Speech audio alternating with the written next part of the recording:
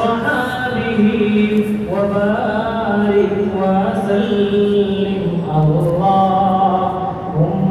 صل على سيدنا ومولانا محمد وبارك وسلم۔ السلام علیکم ورحمۃ اللہ وبرکاتہ۔ آج ہم بات کریں گے ہارٹ اٹیک اور دل کی بہت ساری بیماریاں ہیں، اور بری زندگی سے بچنے کے لیے اور عذاب قبر سے بچنے کے لیے ہمارے نبی صلی اللہ علیہ وسلم نے جو دعائیں بتائی ہیں اس کے بارے میں ہم بتائیں گے۔ دیکھو، ان دعاؤں کو سننا اور اس پر عمل کرنا، یاد کرنا، اس سے دنیا اور آخرت کی کامیابی تو ملنی ہی ملنی ہے، ساتھ میں دنیا میں عزت بھی ملتی ہے اور مصیبتوں اور آفتوں سے حفاظت بھی ہوتی ہے، سکھ اور چین نصیب ہوتا ہے۔ وہ دعا یہ ہے: اللہم انی اعوذ بک من البخل والجبن واعوذ بک من سوء العمر واعوذ بک من فتنة الصدر واعوذ بک من عذاب القبر۔ ایک بار پھر سے یہ دعا پڑھ دیتے ہیں: اللہم انی اعوذ بک من البخل والجبن واعوذ بک من سوء العمر واعوذ بک من فتنة الصدر واعوذ بک من عذاب القبر۔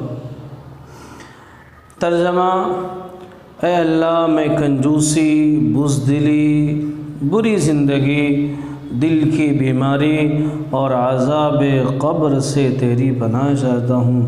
یہ ہمارے نبی صلی اللہ علیہ وسلم یہ دعا پڑھتے رہتے تھے۔ تو جس کو بھی یہ بیماری ہو، یا جس اندر بزدلی ہو، کنجوسی ہو، یا بری زندگی ہو، یا ہارٹ اٹیک کی بیماری، یا دل کی کوئی بھی بیماری ہو، اور عذاب قبر سے بچنے کے لیے بھی یہ دعا آپ پڑھ سکتے ہیں۔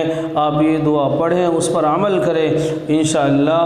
یہ حدیث کی جو دعائیں ہیں، جو حدیث میں جو ہمارے نبی کا طریقہ ہے، ہمارے نبی نے فرمایا: جس نے میری سنت زندہ کی اس نے مجھ سے محبت کی، اور جس نے مجھ سے محبت کی وہ جنت میں میرے ساتھ ہوگا۔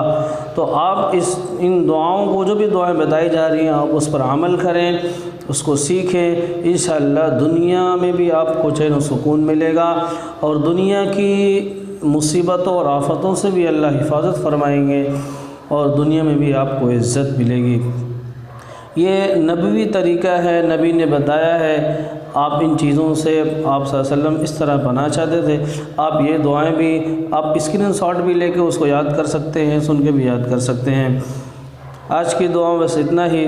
ویڈیو پسند آئے تو لائک شیئر ضرور کیا کریں، اور چینل کو ضرور سبسکرائب کریں۔ السلام علیکم ورحمۃ اللہ۔